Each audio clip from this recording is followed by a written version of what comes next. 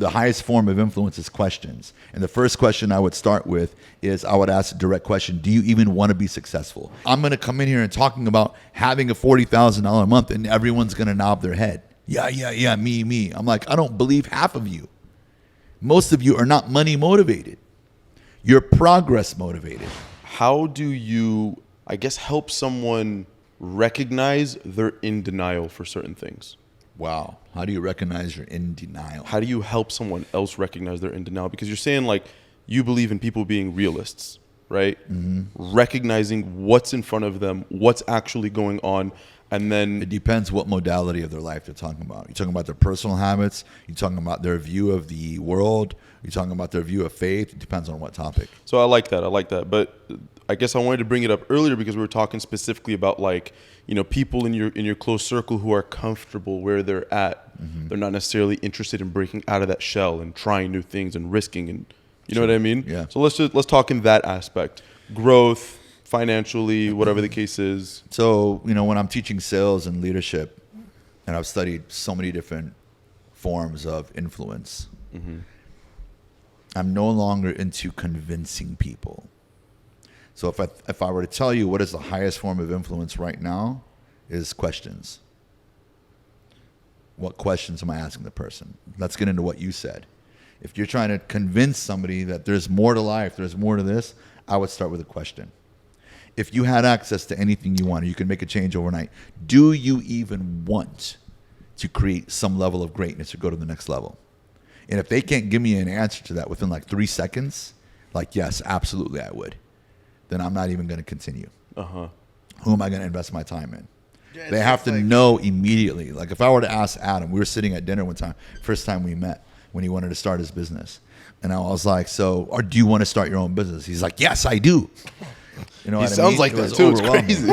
Right? And then like eyes recognize eyes. I'm like, that's it. This dude's going to do it. Mm-hmm. But if I have to convince you even off that first question, then for whatever reason, we're not all created the same way.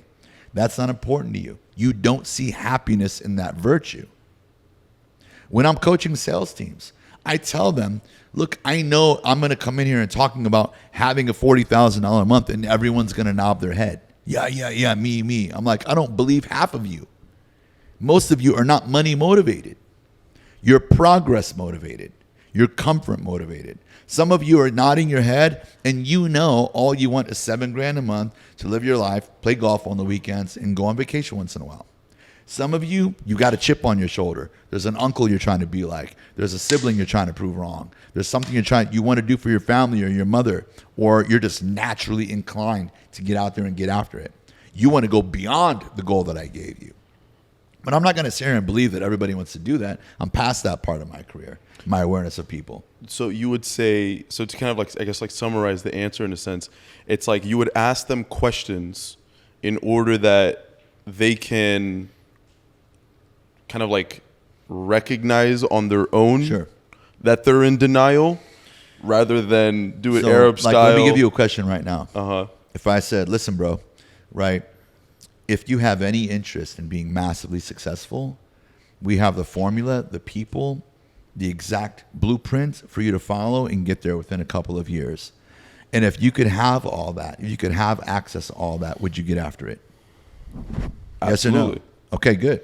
So you gave me an answer right now, mm-hmm. right? So now I know that I'm listening to your conviction. I'm listening to your tonality. I noticed you looked away from me to the left. There's a little bit of uncertainty in your voice right there. I'd say about 60-40. I'll be honest. I wanted to throw in a joke, but I held back. That's why I kind of the joke. And you're right. The joke was because I was looking for a direct answer. No, because it was like, do you want to have this and that and that? I was like, all right, is this another Instagram ad? And so I want to tell you something right here to be open and transparent on camera. Yeah. I conditioned your response about 3 minutes before you answered. Uh-huh. I said the highest form of influence is questions, and the first question I would start with is I would ask a direct question: do you even want to be successful? If I gave you the blueprint and the map, would you want to be successful? And if that person doesn't give me immediate yes, I'm moving on. Mm-hmm. So I already told you what answer I want from you. Yeah.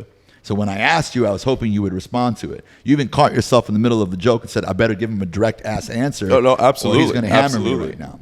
So some level of it is he's over there getting trippy. Like, he doesn't not even gonna realize lie, it, but he's cooking dinner for me tonight. Yo. You know what I think is really, really cool is just the answer you gave in general. We were having this conversation yesterday because we have our own show as well. Shout out King of Average.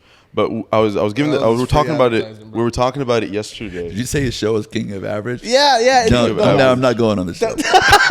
No, you weren't I invited. love you, so I was probably gonna say same thing. You weren't invited, but nonetheless, Okay, thank whatever you. it was, we were talking Wow. yesterday. We were recording an episode, and I was explaining to him this whole idea about how some guy who's doing his master's in psychology, very respectful guy, great guy.